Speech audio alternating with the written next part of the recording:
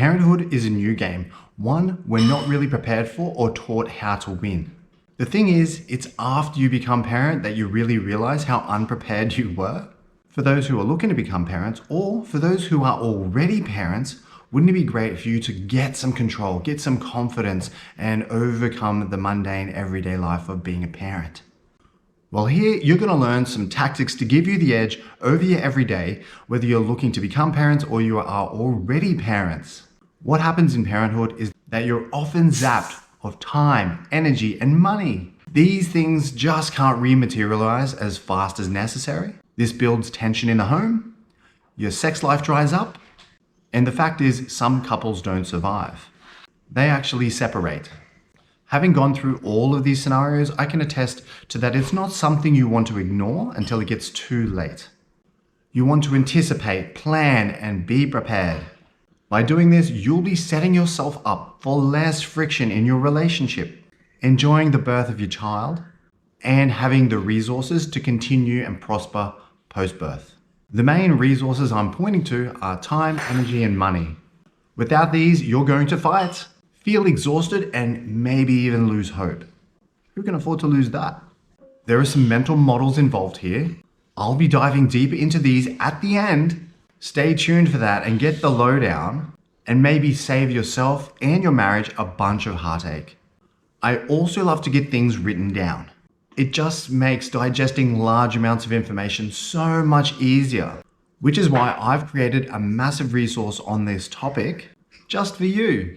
So join my newsletter and get all the information you could ever need on being prepared for parenthood. The next edition is coming out this Thursday. There are key tools and info parents need to work on, and they go right across life. So even if you've got kids already, these tools are going to be valuable throughout your life as a parent and their life as kids, your kids. Click the link in the description and join a new way to be a parent in charge. Of course, I couldn't have gotten here without making a ton of mistakes. I used conventional wisdom, the stuff that I observed my parents doing, and replicated that in my parent day. I also used feedback from my baby's cry, being intuitive and trying to figure out what they want based on what they were doing. Of course, I also listened to what other parents had done and tried to implement them into my parenting. Very rarely did any of these things stick. It's because I was missing this one key ingredient to parenthood. Being prepared is less about parenting, it's more about being a powerful person capable of understanding the problems that arise and having the ability to adjust. It's not about having the ability to change a nappy or clean a spill, although those skills definitely play a part. But it's the ability to deal with repetitive frustration, inconvenience, and a lack of sleep, which really makes a big difference. There was also one major decision that I left out of my decision to become a parent, but I was fortunate enough to realize this on the very last go. And it's not what you think, but when I tell you, it's the most obvious thing in the entire world. The proof of this is that so many families are torn apart in the modern era, but they've got kids in the mix. And that's no good. That's not a scenario we want. This happened to me, both as a child and as a parent. So I'm here, I'm trying to teach you how to avoid that problem. The one thing that really must be a prominent thought in your heart and mind as you bring children into this world is, I'm going all in on life together with you and our kids. Having been blessed with 3 chances to find this out, I finally got it right on the last try, and the results speak for themselves. I knew deep in my heart, after much thought, that this kind of confrontation would be the one thing to get me through all the different troubles, the tantrums, the arguments, the being late, the food fussiness. It was that kind of preparation that gives me the control, that gives me the power, gives me the confidence to step into everyday life as a dad and to do those dad things. That might seem a little bit ambiguous to you. Okay, what is this stuff? So let's get into the practicalities of this. Really take close notes because it's going to be different, nuanced kind of way of doing things for each individual family and each individual parent. You've got to kind of mesh that into the ecosystem that you have and the family, because my family is going to be slightly different to yours, different to the next people's, and so on. More importantly, if you're about to have kids, time is of the essence. And if you've already got kids, well, yeah, you got to get moving on this one, because these kids, they've got vibrance, they're brimming with life, they're ready to take on whatever comes into their way. And of course, we can either propagate growth with them or we can stunt their growth just by the values, the impressions of life that we have. We're either promoting their levels of growth or we're stunting their levels of growth. And the reason that I find this so powerful is because they ask questions, right? Question after question after question. They come at me with all different things. Some of them make sense, some of them don't. I've got to figure out what on earth they're trying to get at and try and find the solution. But when I started to come up with answers to their questions and I could see the satisfaction, the joy, and the happiness in their eyes and in their body, I realized there was something powerful here. It's a powerful mentorship kind of scenario. The thing is, that level of satisfaction isn't something that's taught in the parenting books that I read. It wasn't taught to me by any other parents. It wasn't taught to me by my parents. So I realized that that was actually somewhat of a goal, somewhat of an achievement, somewhat of a marker for success as a parent, seeing the level of autonomy that you build with your kids through helping them get past certain stumbling blocks, whether they be basic like tying a shoe, whether they be significant like a schoolyard fight, and seeing the solution mean something to them and that they can implement it in their daily and feel that happiness as a result of solving the challenge. Of course, it's unrelenting. Constantly, every 5 seconds, there's another challenge to be solved. And this is where the 3 factors I find super important, which are not specific to parenting, come really into play. The first one, it's hard work, grit and determination. It's physical fitness, which also encompasses mental fitness, and it's the desire to commit. Once I decided to commit, there was no going back and I'd have to deal with whatever come up in front of me. That made it easier to deal with the challenges. I just want to remind you, you're going to hurt. Some days it's going to be easy and everything just goes swimmingly. And other days, nothing you do can go right. You're late for dance class. Food doesn't get eaten. There's tantrums. There's mess all over the place. Tears, spills, and arguments, they're all the hallmarks of parental stress. And if you don't find this to be a problem now, give it a little bit. It's going to eventually wear you down and you want to be prepared through the hard work, the physical and mental fitness, and the desire to commit. On the tough days, and a lot of the days are great, and some of them are tough, some of them are great with a little bit of toughness. I close my eyes and I realize the magic of what I'm creating.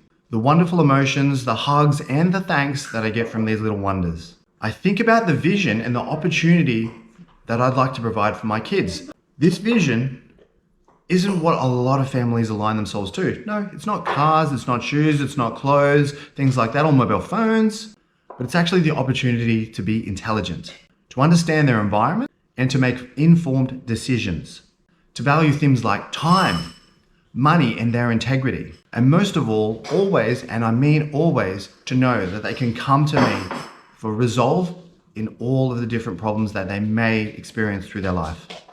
How I pulled this off, I'm going all in. That's the decision to commit. It required me to listen, observe, and learn about what I was looking at. When they say, I'm full, sometimes it means I don't like the taste of your food. When they come home from school and they're a bit withdrawn and they're feeling sad, and I ask them, what's wrong? They go, I'm feeling tired. That might mean I had a fight with my friend and they no longer want to be BFFs with me and they're struggling through that emotional problem. Not everything is what it seems, which is why the desire to commit comes into play right here, because you see the problem and you want to follow it through to get to the absolute core of the issue and try to solve it that way. Overlay a nice system on top. So not liking the food, okay, well, what would make it taste better? Having a fight with your friend? Well, how can you guys apologize to each other, get back to a place where you're happy and safe together again? Training the body.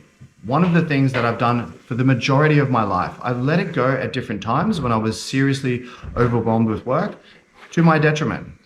Not as capable physically of performing my job, my role as a chef, my role as a husband and a dad, as well as I'd like to. Keeping physically strong is absolutely integral to this game as a human. Hard work. Hard work is how we're going to get this thing done.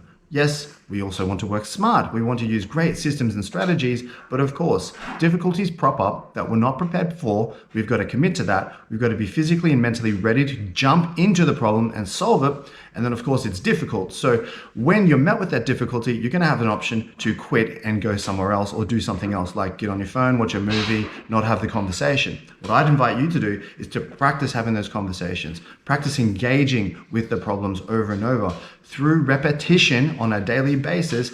That is what hard work is, and that's why it's so powerful. I use this exact structure with my family. I remember I've had arguments with my partner in the past, and I came to a conclusion that the only way that we were going to get out of moving down this direction of fighting over every little detail is to go, all right, what do we want and how do we get there? Well, what I'm saying to you is this is lifelong for me. I'm in no matter what happens. I accept the fact that we've made mistakes. I accept the fact that we're going to make more mistakes in the future, but I want you to know I'm thinking about how to solve the problem, not if you're right or wrong, or if I'm right or wrong. I'm trying to figure out where we are wrong cohesively, because we are at some point, and then find an amicable solution, to find a forceful solution to getting the job done. And we've got to decide what that job is. It was the desire to commit that brought me into a new level, brought us to a new level where we could truly see that no matter what, we were always going to be here for each other. We were always going to make mistakes and have someone to lean on, have someone to help prop us up through the difficulty of making a mistake and the confrontation, mentally speaking, that comes with that a lot of the time.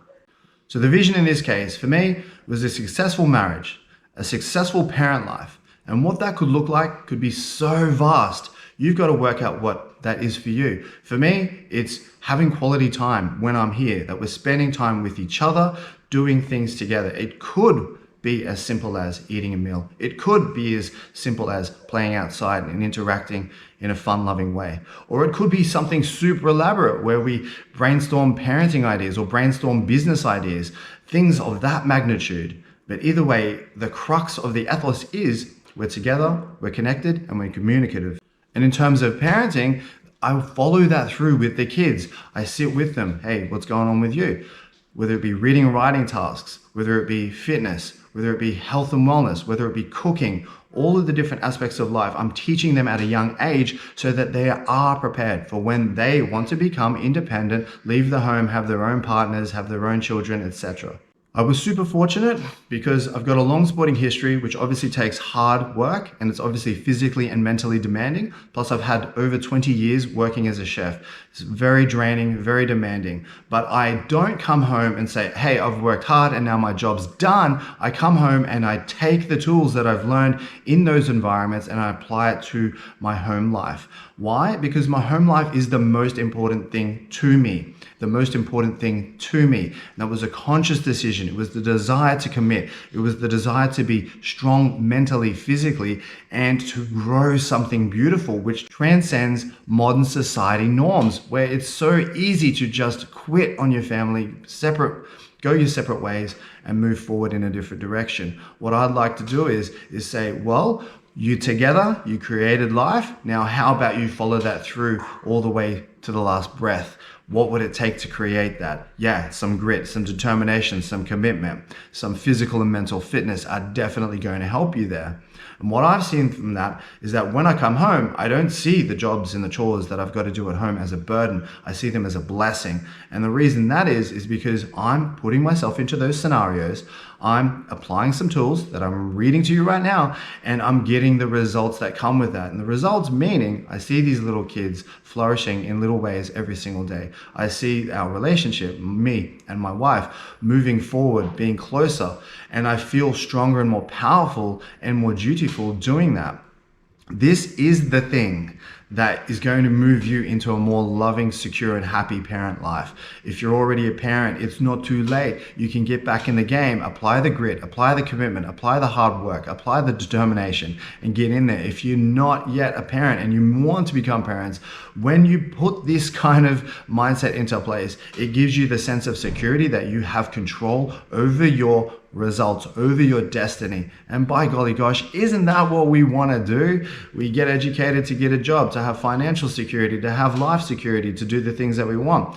Knowledge is the key here. The knowledge over your parent life. It's an affluence that comes through knowledge. You attain that knowledge, you bring it into your life, you bring it into the way that you do things, you pass it on to the next generation. So what do you think would happen if you didn't put yourself in a strong position physically and mentally to get through this parenting thing? It's going to be sleep deprivation, first and foremost. It's going to start to test your patience. This could lead to poor lifestyle choices where you're staying up late, scrolling on your phone or watching movies in order to pacify the ongoing cyclic thoughts and stresses that go on in your life. As a result, you may turn to unhealthy food items.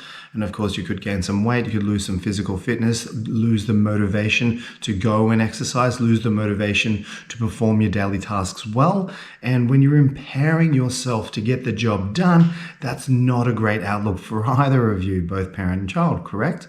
And let's really uncover what getting the job done really is. And it's not some highfalutin, high-flying, high-performing kind of stuff, although you can do that. You can really take your parenting to the next level. But really what I mean is it's the basic stuff like getting up on time, and feeling like you've got energy to go through the day, and feeling like when you wake up, you have the mental process where you feel confident in the tasks that you've got to get done, which first and foremost could be getting your kids up, moving them through a process, aka the morning routine, where you get them ready for school. You might teach them something, you might do some sports together, you might do some reading or some writing, you might take a cold shower or an ice bath, you might not want to do these kinds of things if you're feeling subdued, feeling stressed and depleted due to the sleep deprivation that has come in your way or is already in your way. Even more than that, of course, your kids are going to try your patience. They're going to try and hit you up to do all kinds of things. Recently, my kids got buckets of slime from their grandmother. And of course, what do you think my first thoughts were? Oh my God, it's going to go all over the house. But because of sound, clear, and mind, I was able to understand, hey, we can still get the slime going. I can still feel at ease and we can have a moderate amount of fun without losing the plot and having slime all over the place. Set in place a couple of rules. Slime is to be kept on the table. That way it's not on the floor and collecting dust and dirt, so you don't have to throw it out straight away. And also at the same time, they want to have fun. So the best of both worlds come, and that comes through having the clear mind and strong capabilities to make decisions because of having a good, solid rest and a strong physical foundation. Other benefits are, because you're in a partnership, a marriage, that kind of thing, you can enjoy a healthy love life.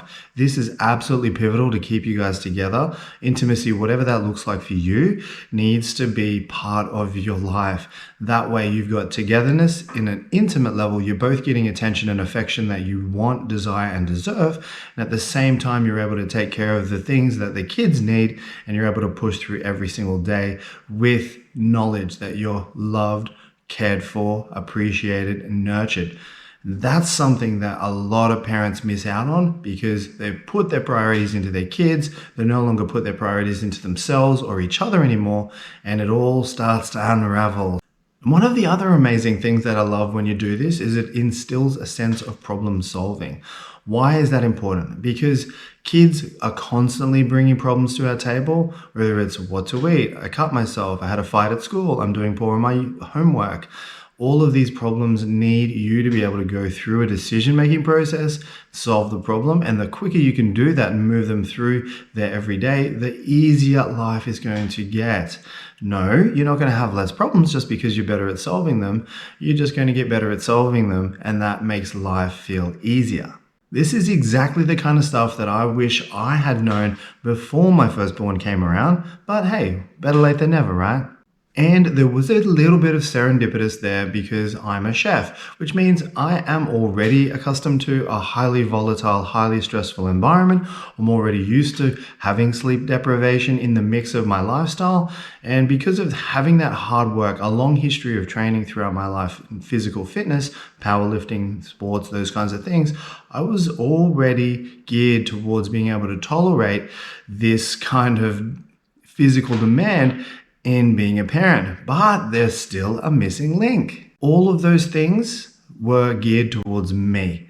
and I lost the ability to commit to anyone else other than myself, which I see more and more in daily life as I go around doing what I do, cooking for people, hanging, talking, giving parental advice. What I've observed is this is because we're a bit of a disposable society. We are okay with having relationships and not sticking with them. We are okay with making mistakes and just cutting people off. One thing that I'd love for people to get back to is being okay with having a tiff or a disagreement with someone and then being able to come back together to resolve that, because there's power in togetherness. Since making the decision to commit no matter what, I've been able to see both my own faults, the faults of my partner. We talk about it.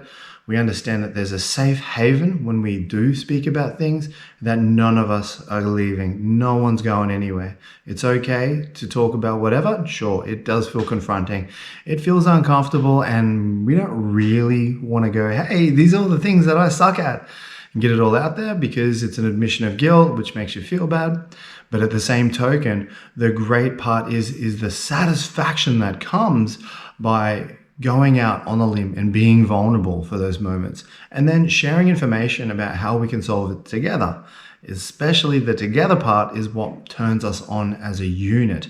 And you might not yet be there where you're both willing and able to talk about stuff and it'd be confronting and point blame and shame, so to speak, then go through the problem solving process.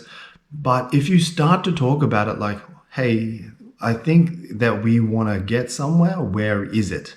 That's a goal, right? Well, how about we uncover the process to get there? We've got to make some decisions. These are the things we might need to leave behind in order to get to our goal. And these are the things we might need to encompass in order to get to our goal. And then talk about how we're going to strategize and get those things happening in our daily life. By doing this, you're going to start to calibrate where the other person is at. And you might see that they're not ready to take the plunge and go deeper into these darker realms of their psyche. But at the same token, you could be pleasantly surprised. You could be absolutely surprised to hear that, all this time I've been holding on to all this stuff and I didn't feel that you wanted to talk about it. And I'm so relieved that I now can vent all this stuff off my chest and that we can actually get to that place of paradise that we've been trying to get to for years. And in doing so, you might see a change in the culture at home, whereby having to assist or appease or do other things for your partner, which used to feel like you're being taken for granted, now start to feel like you're fulfilling a service and a duty to your family unit. How amazing could that be? And you'll know, because little things like appreciation markers, like a thanks and praise and physical touch, those kinds of things, they'll start to emerge. And that's how you know you guys are on the right track. You do have to take some time to understand yourself, understand each other, how to communicate, and how to get the things out that you want to talk about in a way that makes people want to talk about it. And sometimes it's difficult to do that, but it's worthwhile if you really want to have a successful parenting journey and stay together after you've created the stress of having children, and then grow them up into adults and be functional, savvy in the world of life the way you would like it to be for yourself. All right, now our psychological principles that I want to bring to your attention today. We're going to keep it simple because this is a massive topic. Being prepared for parenthood is not a one-size-fits-all kind of place. So let's start. Principle number 1, it's the growth mindset. You've heard me talk about this before. Why it's so important is because most of us are not taught to think, how can I achieve something? We're taught if we can achieve something. We're said, be realistic, be rational, don't think big. To which we eventually just shoot for what we can reach at the time. And we continue to play that pattern out as we go. So what is the growth mindset? Well, it's a term that was coined by Dr. Carol Dweck. She's a professor out of Stanford and an amazing woman who conducted studies on children. And what she found were there were a group of children who would take on maths problems that they believed were not solvable, but they still wanted to see if they could solve it. And of course, that was inbuilt to them, and other children believed that they couldn't solve it, and so they didn't even try. Which of these two dynamics do you think would be more useful for you? I know what I'm thinking. And yes, it's the growth mindset.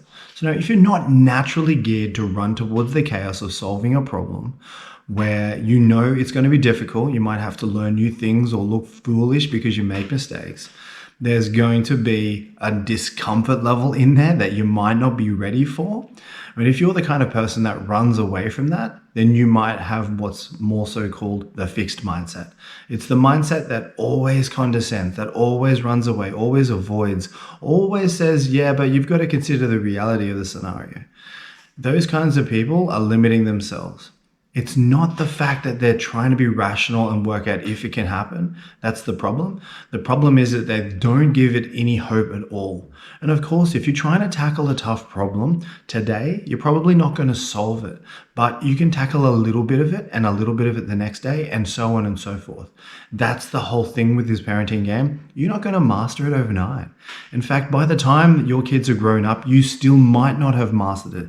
But if you really think about it, what can I tackle today that will change the trajectory and the end results of what I achieve with my kids? Maybe you want them to be affluent. Maybe you want them to be great at sports. They're not going to have those skills straight out of the gate. Maybe you don't have them either. So it's a learning process for both of you. But if you just ask the question, what would I like to achieve with these kids? How would I like to live? How would I like things to turn out 10, 15, 20 years down the track when they've, fled the coop and now living their own lives independently? What picture does that create? What would you like? That's going to require the growth mindset because there are skills in there that you're not going to have. There are tools in there that you need to research and find, and they might not be on your fingertips. Well, how about AI? It's an incredible research tool that you can use to research these kinds of things by simply putting in the questions like, what do I need to do in order to get from A to B? Input your own question. It's going to spit out a bunch of information. You've got to disseminate whether it's valuable or not. An example of this is the kinds of things that we go through every day in our life, like, what are the best foods to feed your kids? Previously, you'd have to go to Google and you'd get a heap of information and it'd be really difficult to figure it out. But now you can actually go to AI, type in, what are the great foods to feed my kids? They are this age, they are this gender, they play these sports, they have all these different health challenges or dietary restrictions, and it's going to spit out a bunch of information pronto. When you do that, it's going to give you a sense of confidence that you couldn't get from just a simple Google search. And it's also going to give you more tools and ideas in a systematic fashion than you could have ever gotten just on your own merit alone. Now, you might be a dietitian, you might be a food scientist, and in which case you're ahead in the game in the food realm. But maybe you want to teach them how to do sports and you're not a sporty kind of person. Or maybe you are a sporty person, but the way that we train and the way that we grow our muscles has changed so much from when you were doing it that there's new information that you want to learn. And that's why I'm talking about this. The growth mindset is about learning new things, knowing all the while that you will probably come across some sense of failure, that you will probably come up across something you can't solve in the moment, and you'll need to look outside your little sphere in order to gain information from different authorities, which of course, is going to come with some confusion because different authorities have different opinions about the same thing. Who do you trust? And that's the beauty of AI in this particular case. The other principle that I want to point you towards is self-efficacy, a brilliant theory created by Albert Bandura. He theorized that people achieve based on what they believe. So let's backtrack a little. What are my beliefs about how we should raise kids? What way are we planning, or what ways do we make things happen in our daily life? Do we have a religious practice or a faith that we subscribe to? Are we entrenched in sports? Are we entrenched in finance? What are the things that really make us tick that we're going to pass on to our kids? And then you've got to ask, what are my kids really into? What do they believe is possible? Which is why the growth mindset and self-efficacy go so well together, because the fixed mindset is the hindrance of the ability to go anywhere in terms of achievement, Self-efficacy points to achievement being based on belief. So we have to look at our beliefs in order to encompass the growth mindset. And that way we can actually shift and mold our behaviors in order to get to a place that is more formidable and worthy of a life that you were born into this opportunity for.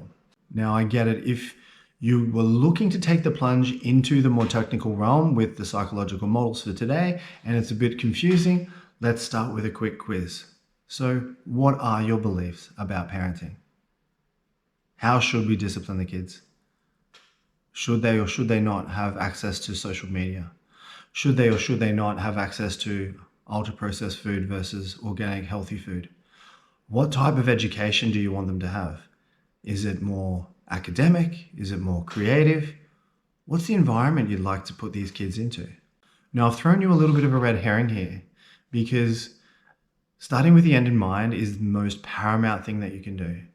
Usually what happens is you repeat what you already know, which is a process, and then you pass that on to the next generation. So what I'd invite you to do is to actually say, what do I want at each different milestone? What type of person am I growing? Do I want them to understand empathy? Do I want them to understand academic success? Do I want them to understand financial success? Do I want them to have lots of friends? Do I want them to be social? Do I want them to be sporty? What is the goal that you're working towards? And each of those goals, no matter what level of achievement that they have, requires a certain process. And then you can measure up the way that you feel against that process. So if you have an underlying disdain for wealthy people, for example, and you don't want your child to live in poverty, but you still are hung up on the fact that wealthy people come across to you as obnoxious, there's another process that you're going to have to look at, which is understanding that wealth is actually freedom. That might be the thing you want to impart to your children. Wealth is actually freedom. And you might not feel worthy of that in yourself because you were taught in your formative years that wealthy people are selfish and rude and unkind. Well, they aren't. There's kindness in every area of life. There's obnoxiousness in every area of life. It's not exclusive to a socioeconomic class. I've mixed with highly wealthy people and people who are really struggling in life, and they all shared their hearts and minds with me. They all shared some wisdom that they'd gained. It wasn't due to the amount of money that they had or they hadn't. It was the fact that they had the growth mindset and that they knew that despite their environments, they were a good, worthy, helpful human being and they deserved to be here in society. And they had some good things to say about life. So a better question for you guys to ask yourselves today: how do I apply the growth mindset to me? What are my limiting beliefs? And what am I going to do about them? Write that down right now in your book or take a note on your note taker. Mull over it for a little bit. How do I change my beliefs? And what are they if I need to change them? Do I believe that I'm worthy of being wealthy? Do I believe that I'm worthy of having a loving relationship with my partner and my child? Do I believe that I'm worthy of having a strong mind and a strong body? If the answer is no to any of those, it's not your fault. It comes from somewhere in your past. Someone told you something limiting and it stuck with you because you had admiration and attachment to them. That's not the end of the road. So the next part to that is, what do I really want in terms of strength for my mind and my body? What do I want in terms of financial success for me? One idea that I came up with a few months ago is I just want to have enough money so that I don't need to rely on the government for a pension after I finish working. What a great idea. Another idea might be I want to own multiple businesses so that I've got an asset that when I finish working still allows me to make an income, and so I can travel the world and show my kids where my parents are from. There's no end to the ideas once you implement the growth mindset. And if you look at self-efficacy, what your beliefs are and whether they're growing your life or whether they're stunting your life or whether you're just staying still, you can make a choice about whether or not you want to move things out of one realm and into another. I'd invite you to move into the growth mindset, but it's not for the faint-hearted because it can be a lonely process.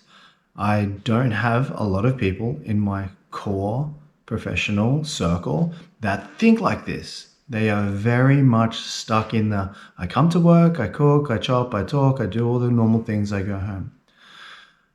I am not like that. And the reason I'm not like that is because it's a dead end in terms of me.